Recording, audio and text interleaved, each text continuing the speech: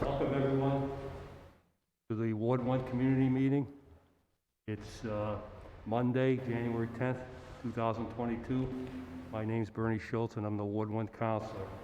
Tonight we have Chief Ernie Martineau, Chief of Police in Fitchburg, and also Director, the Board of Health Director Steve Curry, and Chief Martineau has brought along Lieutenant Howell, and he'll introduce Lieutenant Howell for us.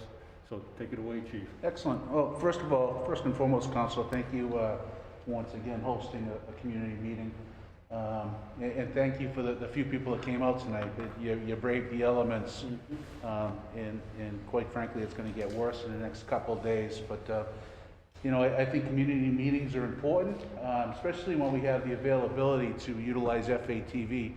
We're so fortunate to have a good partner with FATV where you don't have to be in a room when we're talking about ward issues or community issues or things that are impacting the city at any given time. You know, and after you asked me to put together something for this evening, you know, I thought it was important to talk about things that we're facing right now in the city.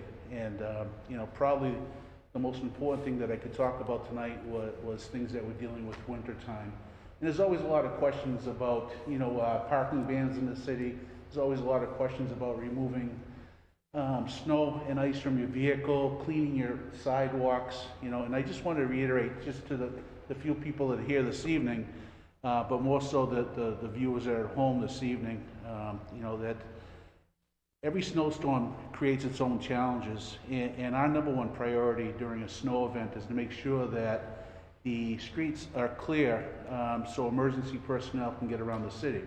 And to do that, you know, we have to enforce parking bans. And we do our best to notify the public when the parking ban is going to take place. A lot of people not sure how it's governed. Parking ban is declared by the DPW commissioner, and that information is relayed to the mayor. And through the mayor's office, an announcement goes off when there's going to be a parking ban in effect. And once a parking ban has been placed into effect, my officers then have the authority to issue parking tickets during the snow event to try to encourage people not to park in the street, but more importantly, move their vehicles. You know, and whenever I talk about snow ban parking, I like to remind the public, you know, within the last 10 years, we switched the way we do things here in the city. Previously, we used to tag all winter long. There was a parking ban. A parking ban went in effect in November, and it went through basically mid-March. You know, and we thought, the city at that time, we thought it was important that we try to lessen the impact on people getting parking tickets. Quite frankly, a lot of people don't have places to park. I personally grew up on Elm Street, and we had no parking. You know, parking was a street, and we had to find other alternatives. So I think it's important tonight that I try to educate not only people here present, but the people that are at home, the importance behind when you see an announcement go out through the city that a snow ban is in effect, to do everything in your power to find alternative parking. This last snow event, fortunately, we didn't have to tow any vehicles. On an event between 6 and 12 inches of snow, we may be towing anywhere from 10 to 15 vehicles. We put out information far enough in advance this last snowstorm where we didn't have to tow any vehicles. However, we did issue somewhere in the vicinity of 350 to 360 parking tickets on this first snow event. That number was a little bit of alarming. So, but it's to be expected after the first snow event. You know, we ask people to do everything, like I said, in their powers to try to get off the road. We are working on some other alternatives, because like I said, sometimes people don't have a place to park. And when we have a large snow event coming, we're trying to find locations in the city that can be overflow. Specifically for your ward, Bernie, one of the areas is the parking garages.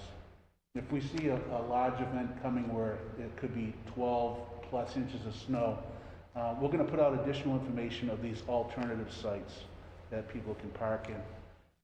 So, you know, we got a long winter ahead of us. The next couple of days are going to be extremely cold. But I thought this would be a great opportunity tonight to just reiterate how important it is to try to do everything in your power to get that vehicle off the street and allow room for the plows to get in there and remove the snow from our streets. Secondly, I just wanted to remind people that your sidewalks have to be cleared as well. We ask a lot of our residents, but we need to take ownership of our properties and what's in front of our properties. And there is provisions on the books that residents, homeowners, are supposed to take care of their sidewalks, making sure that they're clean and free of snow during the winter time. Last year, the department, we worked on, we did flyers twice, 2-3 times last year. Yes. Last year, we, instead of just ticketing people for not removing snow, we tried to do educational campaigns, and we sent out flyers, and we went out knocking on doors. The lieutenant and his unit spent a considerable amount of time doing that last winter as well. So just as a reminder to the public that's viewing and here tonight, we ask you if you can, do everything in your power to keep your sidewalks clean during the winter months. And lastly, what I wanted to talk about was the importance of cleaning off your vehicles.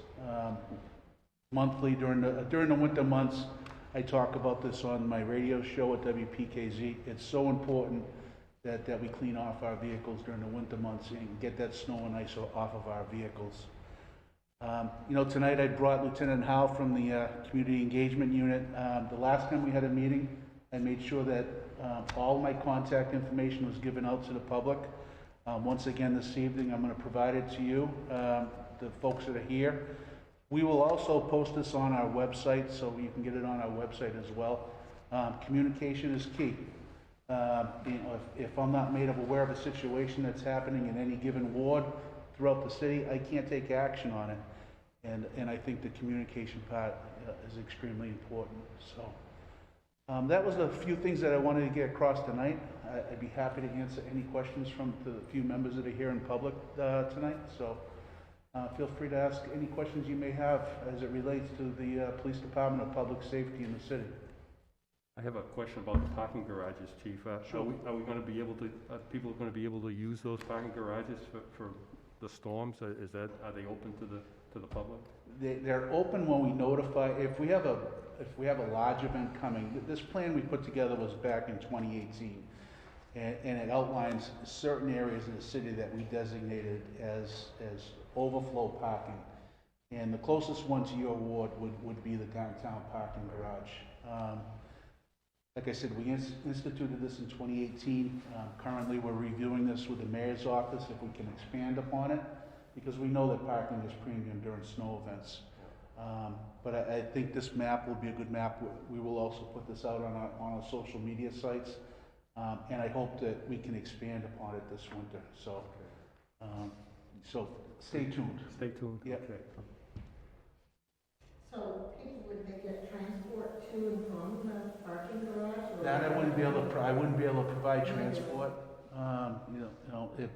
If there's some way that the person can get to and from,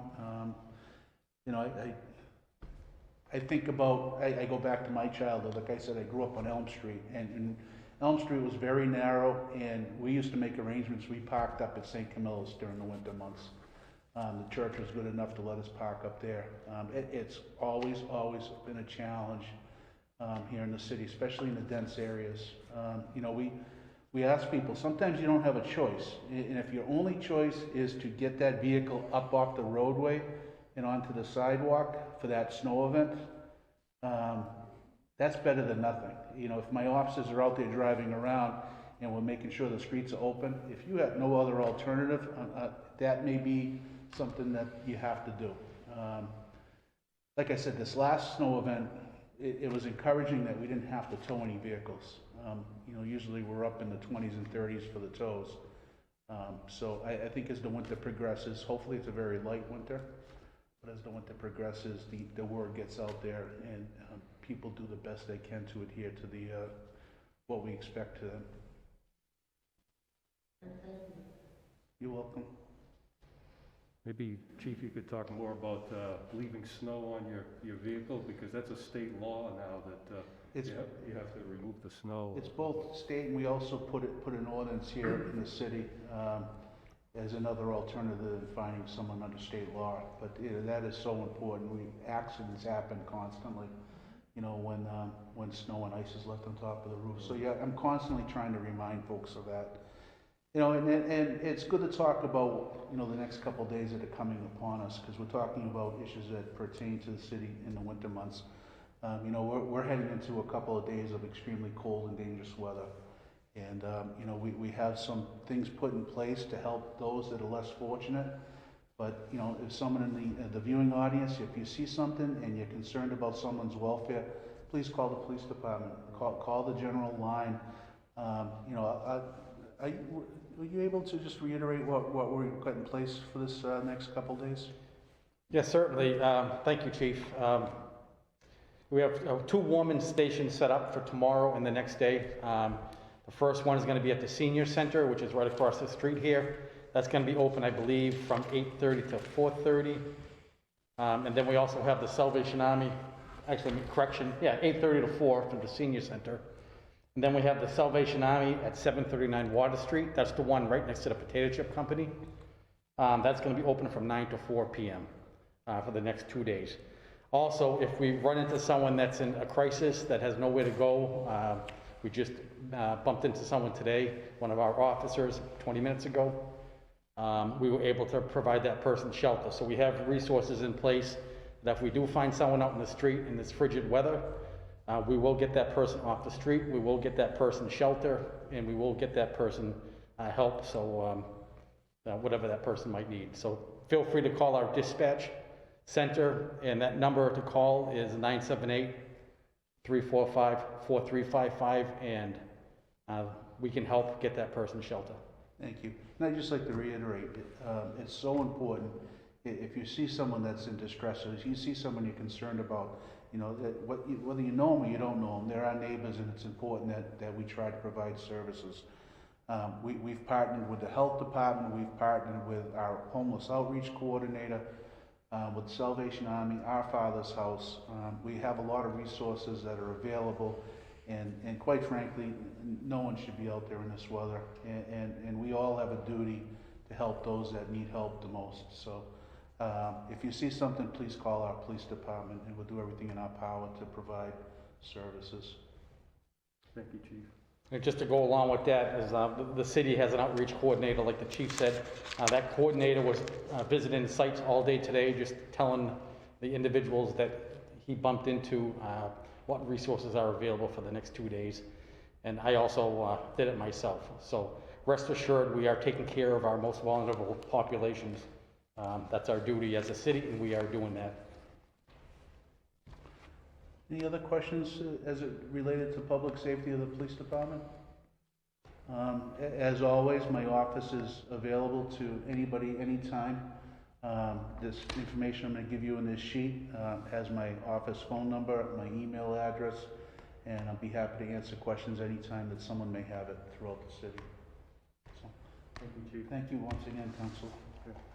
And we also have the Board of Health Director, Steve Curry. He's got a presentation for us tonight. Steve? Good evening, folks. Councilor Schultz, I thank you. Tonight, I'd like to take the opportunity to just go over the different divisions that are within the health department, just to sort of give people an idea of what the health department does every day, because I'm not quite sure that folks are really familiar with what we do on a daily basis. First, I'll start with the nursing division. The nursing division is obviously right now buried in COVID, and has been for almost 2 years now. But just an update for folks. Since December 30th, I just want folks to know that there have been 1,126 confirmed COVID cases in the city of Fitchburg. As of last Wednesday, our positivity rate was 18%, which is actually a little bit lower than the state, which is surprising because we have been quite much higher than the state for the past year and a half. Just a little note, as far as deaths go, since 2020 of March, when this was starting to be tracked, 2020 we had 111 deaths in the city. 2021 it went down to 63, and as of 2022 we've already had 3 deaths in the city. Overall cases since March 2020, 9,212. I'd like to touch a little bit about our COVID test site. Many of you are aware that on Tuesdays and Thursdays, our test site has been at 49 Nursery Lane with a partnership from Mock. They own the property. Several hundred people, I believe the last Thursday was almost 500 people are being tested from Tuesday and Thursday from 12 to 4. However, tomorrow we are not doing any testing due to the cold weather. It's rather dangerous out there for testers to be barehanded and changing gloves, and so we hope to resume that testing site on Thursday. I ask folks to pay attention because we are moving the test site. We are moving it down to the airport because of the large size of it and the traffic concerns that it's been creating. So we will be utilizing an old runway down at the airport. We'll be combining our resources with the city of Leominster so that we can open the test site at the airport 4 days a week. So it would be Monday to Thursday from 12 to 4. So we're a little excited about that. But I just don't know if it will be ready for this Thursday. There's a lot of logistics to solve, but if folks have questions, they can certainly call the office or pay attention to our website. And the office number is 829-1870. In addition to this test site, I just want folks to be aware that we did hand out over 21,000 home test kits that were issued by the state of Massachusetts, Governor Baker's office. And many of those, or more than half of those, actually went to the schools with an effort to keep the schools open when they were coming back from Christmas vacation. So it was sort of a successful program that we identified a lot of cases within the schools before they actually came back to school, which helps keep our schools open and functioning. As far as vaccination clinics, just to mention, in the month of January, on Fridays and Saturdays, Friday being 12 to 6, and Saturdays 10 to 4, in this very building, 700 Main Street, we will be holding vaccination clinics.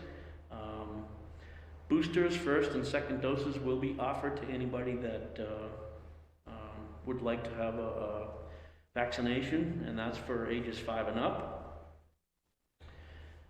And just to mention, since the January of 2021, we've had over 80 clinics, and now looking at over 17,000 people that were vaccinated as part of these clinics. So a very busy nursing staff in the last couple of years. Contact tracing, we have recently hired in the last 3 weeks 8 contact tracers, a contact tracing supervisor. We are working on a contact tracing resource coordinator, and we have also hired an epidemiologist. And these are all funded by a grant from the Department of Public Health, which hopes, with the goal of getting us through fiscal year 22, and the grant has a second year also, should COVID continue to be a problem and the pandemic continue. So these contact tracers will be contacting all of our confirmed cases, interviewing them, checking to see if they need resources. The epidemiologist will be working for clusters to identify potential problems where cases are all appearing in one place. So the epi really does have an important duty to try and stop the spread within buildings and operations within the city. So since the pandemic, we in the first year we received about $550,000 from the Department of Public Health. and we combined with 12 other communities. That was a collaboration that we started in 2009, back when H1N1 was actually our disease of issue at the time. So since we couldn't do it ourselves, we got together, and it actually stuck unto this day. So it's called the Montechusett Public Health Network. It consists of 13 communities. The City of Fitchburg Health Department is the lead community. And as I stated, we received $550,000 in 2020. Last year, the state sort of took it back and hired the Contact Tracing Collaborative, and they were responsible for a lot of the contact tracing that was going on in the state. However, this year, as of November, they have diminished or completely stopped contact tracing, so now it's back on the cities and towns to take care of that. So we've received another $300,000 to try to keep that effort going, and that will be the before the council tomorrow night, actually, for discussion. Getting off COVID, going into another division of the health department, which is the food inspection division. We recently hired, as of January 3rd, a brand new inspector. His name is Sean Michael Tantanarobot. He has the responsibility of inspecting over 300 licensed facilities within the city, and currently he is working and training with several other communities. Right now he is working with a consultant who has done a nice job incidentally covering for us while we were without the position for quite some time.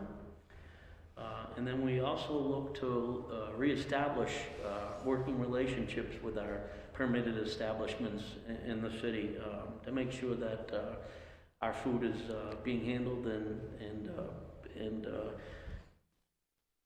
our food establishments are safe. One of the duties of, another duty of the health department is curbside trash collection. As you know, that's in the last week or so, and then now and then becomes quite the adventure. As a reminder, folks, this week is Christmas tree collection, so make sure that your Christmas tree gets at curb. If you wish to dispose it, do not wrap it in plastic. They cannot be taken if it is wrapped in plastic. It would be collected on your regular collection day. Residents are also urged to sign up for Recollect. Recollect is used now as a calendar. It is a very useful service. It can be found on the website. You're allowed to put an app on your phone. It gives you notifications, service alerts, how to dispose of an item. It's really a handy tool, and you don't have to be a computer wizard to handle it. And you don't even need a smartphone. If you don't have one, you can connect it to a landline. But it is on the health department webpage, and I urge people to utilize it, print a calendar, and familiarize yourself with the different service collections that go on during the year, especially yard waste. I will mention right now that curbside collection is a bit behind. In the last week, numerous drivers from Waste Management have contracted COVID, which has caused some staffing shortages, and then on Friday we had the storm, so it pushed us back even further. But today they made significant progress. They were back to full staff today, and actually did a bit of caught up on the Thursday and Friday route, and did most of the Monday route. But there are some areas in the Monday route that aren't completed. Hopefully by the end of the collection day tomorrow, we will have the Monday route and the Tuesday route completed, and we'll be completely up to date. That is the goal for curbside collection.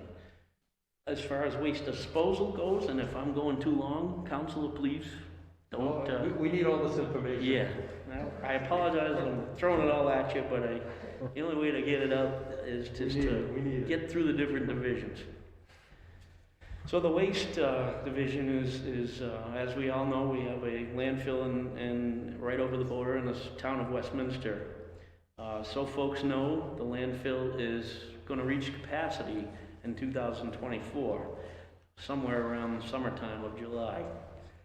So right now, the landfill is seeking permitting to actually go a little bit higher in elevation, with the hopes of about 80 feet added on to the current height, with hopes that would get us another 3 to 4 years.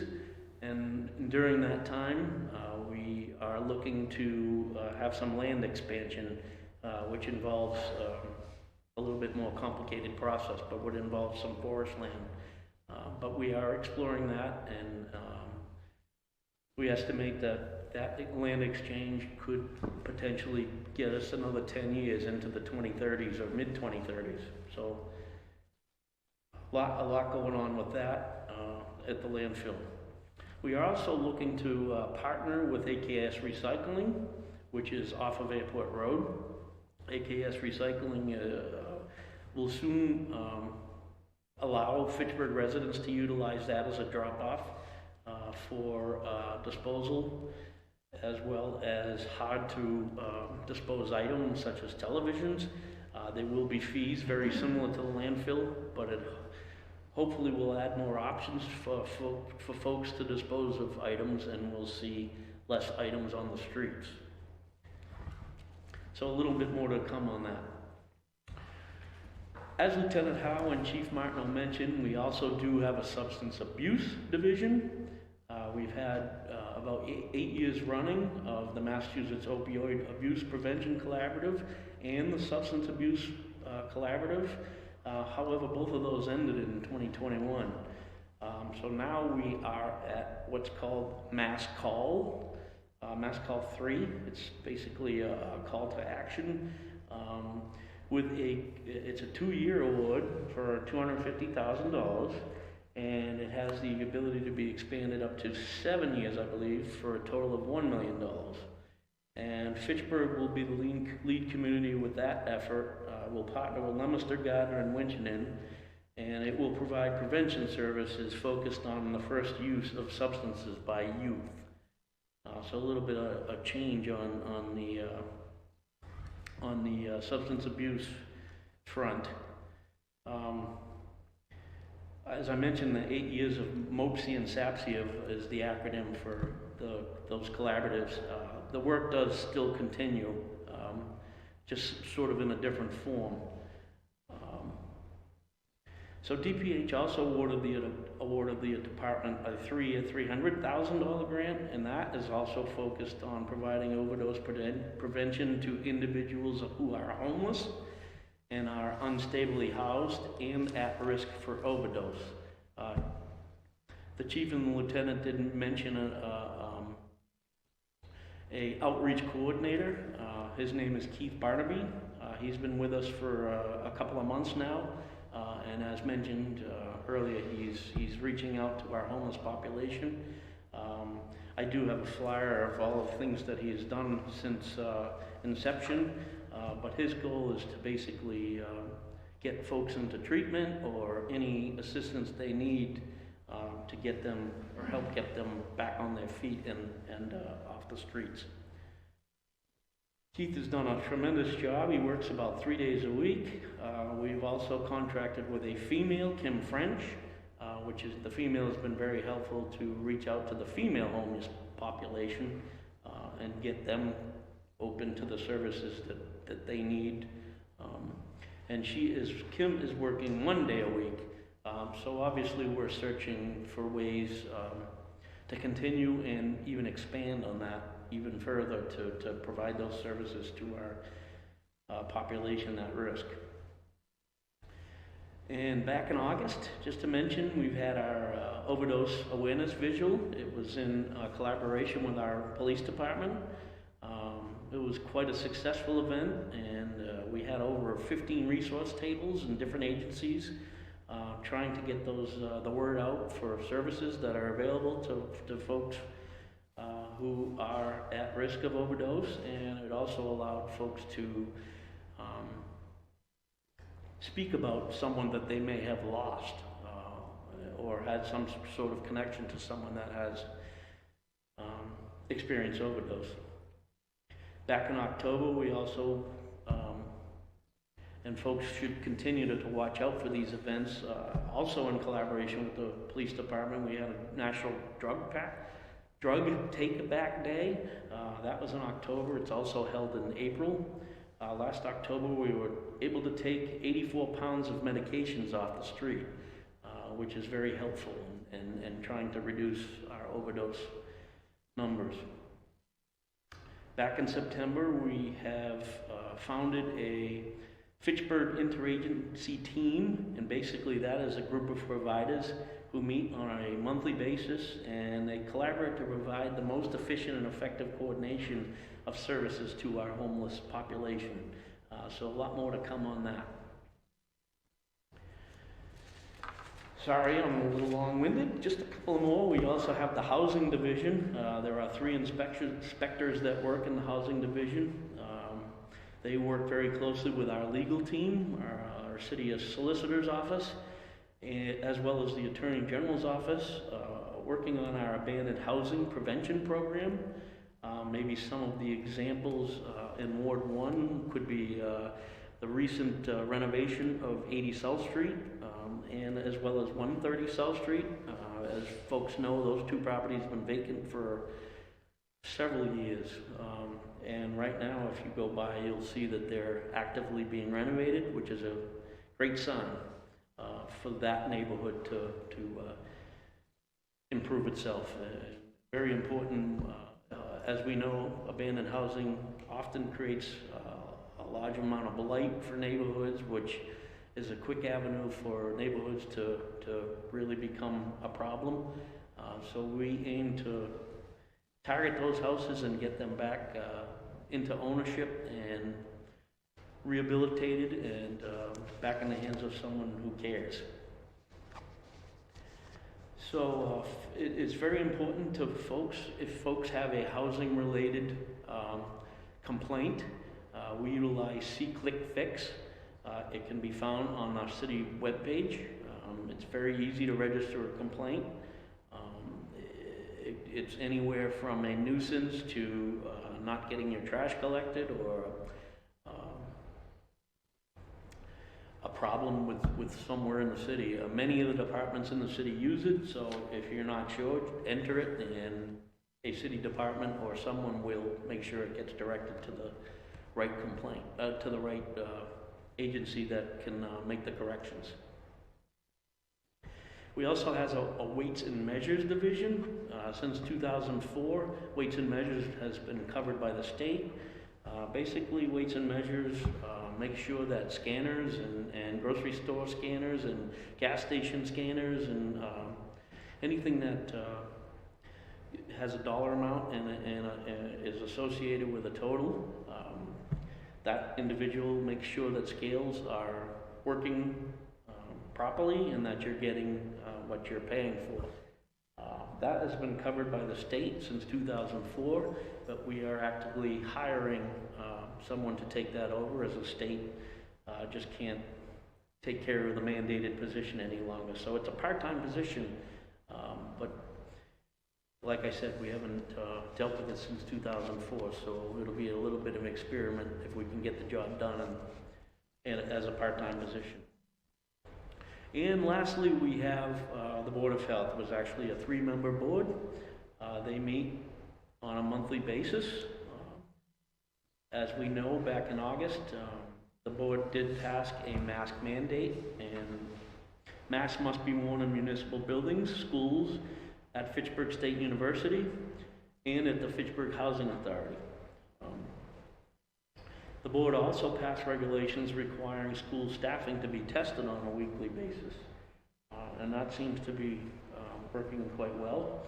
And then also passed a regulation requiring testings of students participating in extracurricular activities such as sports or after-school activities. And that has helped identify a lot of COVID cases where asymptomatic cases may be participating in extracurricular activities and hoping to identify those cases and get them properly quarantined and isolated so that we stop the spread. I apologize for the lengthy report, but I just want to get some information out there, and also it's a great opportunity to tell folks what the health department does every day. Yeah. Do you have any information, Steve, on the rapid tests? I've been getting calls, you know, we had that supply. I think I heard there's more coming in, more rapid tests coming in to the city. I'm sorry, could you repeat that? More testing kits coming to the city soon? Yes, in fact, we were delivered about 15,000 today. Just got them in about 2 hours ago. We purchased them this time, about $150,000. That purchase was made with ARPA funds. So we will be banging our heads together in the days to come, making sure that these kits get in the right hands, and that including city agencies get testing to help keep city services running, especially City Hall and, of course, at the police station. So these kits will come in handy. So there will be an announcement soon on. We will also do something similar as we did before, and handing them out to residents, and with an eye for making sure that our lower income residents have the availability to obtain those tests. So more information on that. Thank you. Okay. One thing you didn't talk about, Steve, it's a few months away, but the city cleanup efforts that we have? So every springtime, we set dates in each ward. We invite folks to come down. We hold them in various sites in each ward every year, with the eye for targeting areas that might not get the attention they need on a regular basis, and that we can provide some litter pickup just to help our streets look a little better. And it also gets people out and networking, and annually we collect about 20 to 25 tons of trash, just litter on the side of the road, or we might identify a dump site and try to get the attraction away from a dumping site or an attractive nuisance, so to speak. Incidentally, I didn't mention, but we have purchased cameras. Those cameras will be installed in various areas where illegal dumping has been a problem in past years. Hopefully we'll be seeing those cameras going up in the next few weeks. We have received the cameras, now we're just looking to get them out where they need to go. And hopefully that will deter some of the legal dumping that has occurred in recent times. It actually has become a little bit of a problem in the last year or so. Yeah. A little more serious than it has been in the past. So you've been coordinating those city cleanups for many years, Steve. Right, right, but hopefully we'll need those even less. Yes, that would be nice.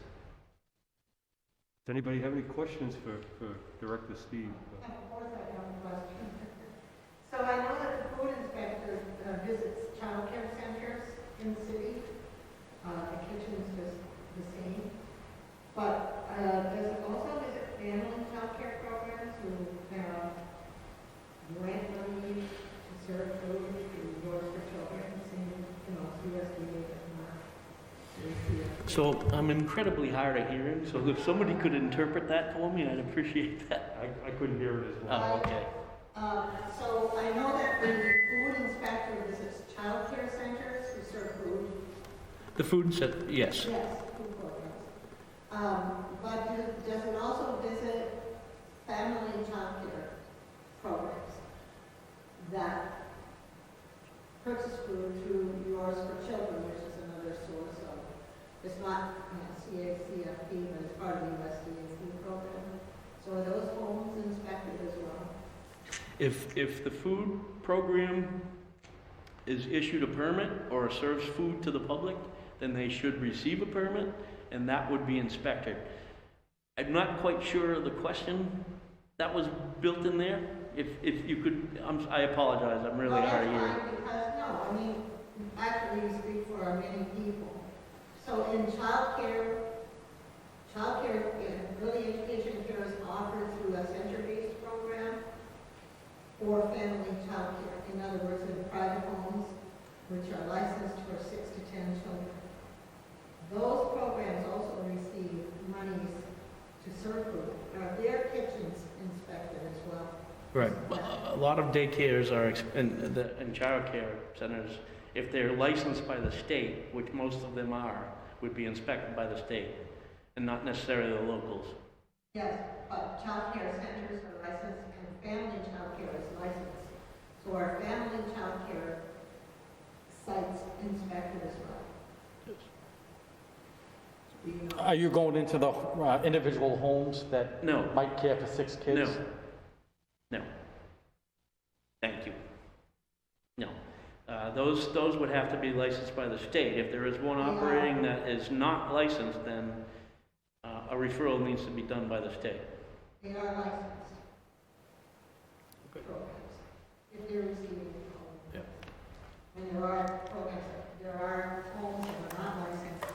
you know. Well, I shouldn't say no. There are residential homes. You are able to receive a food permit and do baked goods. So I shouldn't say that there is no residential permitting, because there is. The food code has changed in the last couple of years that allows foods that do not have time temperature control or potentially hazardous foods, allows you to prepare them at home. And a good example of those would be baked goods, obviously with no fillings or anything like that. But there are such things as residential. I know I'm getting off the subject a little bit, but there are such things as residential. Yeah, that's quite good. Sorry, If I could interject one thing too, just I want to go back to the COVID testing site this Thursday. This is the one that's going to happen on Nursery Lane, so if it does move to the airport, this won't apply. This is just for this Thursday coming up. Typically, the testing it's run from 12 to 4. I just want people to know, to bear in mind that at 8 a.m. people are starting to line up. That's when I arrive at the testing site to oversee the traffic. So at 8 o'clock, people are starting to line up, and testing doesn't start until 12. But what happens is the testing area, how we line up cars, is full probably around by 10 o'clock in the morning. So then we have to start turning people away at 10 o'clock, and then we tell people to come back at 2 o'clock. Because roughly once it's filled up to the predetermined spot we have, it takes roughly 2 hours to filter the cars through. So by telling people to come back at 2 o'clock, it just makes it easier. But I just want people to know, when we told people to come back at 2 o'clock, last time, we did it last week, the area filled up in 9 minutes. So once that area is filled up, we don't have any more capabilities to test other folks. So unfortunately, we do have to turn away people, and unfortunately, the question we get asked often at the testing site is, well, it goes till 4, and it's only 2 o'clock, how can it be filled? But they don't realize that there's a staging area where all the cars are lined up, so that's why it's full. It might not look like it's full, but it really is full. And I just want to, emphasize that. And then what might happen sometimes is we determine a space for, so many cars. And then let's say 3:45 comes. We have the testers there till 4. We don't want to waste any tests, so we might at 3:45 be able to take some more cars in. So if cars are trying to come in, we'll say, hey, come on in. So we try to, be up front when we tell people when they come. Also, what might happen, I just want people to be aware, is if someone's in line and they decide to leave, we'll get them out of line, they leave. So then that leaves room for one car to come up. We'll fill that one car. So someone driving by might just get lucky and say, hey, can you take anybody? Well, you might be able to tell that person, yeah, one car just left, you happen to be here at the right time, come on in. So by luck, sometimes that does happen. And when we are letting them in from the street to get into the line, we do it fair. We'll let 5 cars come in on one direction, 5 cars from the other direction, because we're just trying to be fair, to make it as fair as possible. Because unfortunately, the demand for it, we don't have enough testing capabilities to fill the demand. And people have to realize, so you know, that we're not only testing Fitchburg, it's on the state website, so people come from all over Massachusetts. And also the website's a little misleading because people think they might have an appointment because you pre-register and it tells you to come at a certain time. That doesn't mean you're pre-registered. It means you're pre-registered, so it's quicker once you get to the site to get your nose swabbed, but doesn't guarantee you a spot. It's basically first come, first serve. And that does cause a lot of confusion. So that's one of the reasons why the director and the chief collaborated and decided to maybe make a bigger site next week at the airport. But Thursday, rest assured, I'll be there at the site at 8 a.m. So we do our best to be fair and to get everybody in, as fair as possible. And just one more thing too, the people that are coming into the testing site, we ask you come in from Sheldon Road, from River Street. So drive down River Street, come down Sheldon Road. You're gonna see a cruiser set up at Nursery Lane, and that's gonna be the entrance where you would get into the testing site. And what we tell people is once the capacity is full, some people drove here an hour and a half, maybe 2 hours. So we tell them just drive around and then at 2 o'clock come back. And then we'll open up the road again and let cars in to line up. But we're there to answer any questions. If anybody happens to show up for testing, we'll do the best we can. We'll communicate with you and we'll do the best we can to get you in. The good thing is next week at the airport, we'll be able to park 1,000 cars down there. So this will be the last day of any confusion on Nursery Lane. So starting next week, the capacity for both Fitchburg and Leominster will be hundreds, if not close to 1,000 vehicles that we can get into that abandoned runway that we're utilizing. So we should be able to provide greater services next week and hopefully relieve a lot of the frustration, but it's still going to remain. People are frustrated, people are scared, people are anxious, so we're trying to lessen that impact. But thank you, gentlemen, that it is a good point that folks don't see the staging area. There might be 75 cars all lined up waiting, but it's tough to see when you're in line from Sheldon Street or River Street. So we ask for patience on that. We'll try our best to get everybody a test. Thank you very much, Lieutenant Howe. That's excellent information that, at least for this Thursday anyway, hopefully next week a lot of those issues will be alleviated. Any questions from the audience for any of the people up here, Chief Martineau or Lieutenant Howe or Director Curry? You talk about the public schools in the city. Miami Tech is also a school within the city. Do they get health information from you to decide on what to do with students, or like schools may close down because there's too many cases or whatever within the city, right? I think that happened last year. There was too many cases, and the health information goes to the schools, so they have ideas. Does Monty Tech get that same health information, or do you only provide that with Canyon Fitchburg Public Schools? I struggled with that one too. Yeah, she wants to know if Monty Tech basically follows the same rules as our public schools, and do they get the same information that the public schools receive? I work very closely with Monty Tech. They are not interested in following the public schools mandates. They do their own things, but they are not interested in participating in the public schools.